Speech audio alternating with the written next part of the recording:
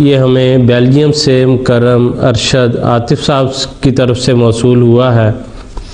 کلم صاحب ان کا سوال یہ ہے، وہ کہتے ہیں کہ ہم بازار سے پرفیوم یا بعض قسم کے صابن وغیرہ خریدتے ہیں جن میں الکوہل کی کچھ مقدار بھی شامل ہوتی ہے، کیا اس طرح کی اشیاء کا استعمال جائز ہے؟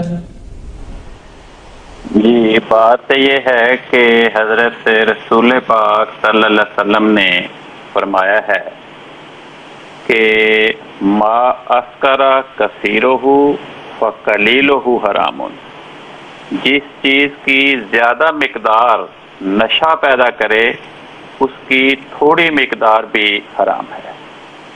اب ایسا پرفیوم جس میں الکوہل شامل ہے یا ایسا صابن جس میں الکوہل شامل ہے، وہ پرفیوم جتنا مرضی چھڑکیں اس سے نشہ پیدا نہیں ہوتا۔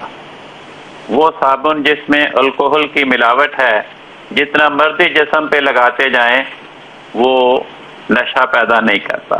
تو اس لیے ایسی چیز جس کی زیادہ مقدار نشہ پیدا نہیں کر رہی، اس کی اوپر حرمت کا فتویٰ نہیں لگایا جا سکتا۔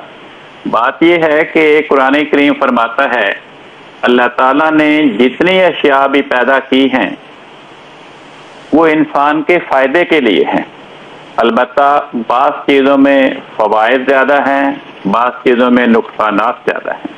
تو اصول یہ فرمایا کہ جن چیزوں میں نقصانات زیادہ ہیں اور فوائد کم ہیں ان کا استعمال نہ کیا جائے، لیکن اگر کسی چیز کو کسی اور چیز کے ساتھ ملانے کے نتیجے میں اس کا نقصان دہ پہلو ختم ہو جائے تو پھر اس پر وہ حرمت اور ممانعت عائد نہیں ہوتی۔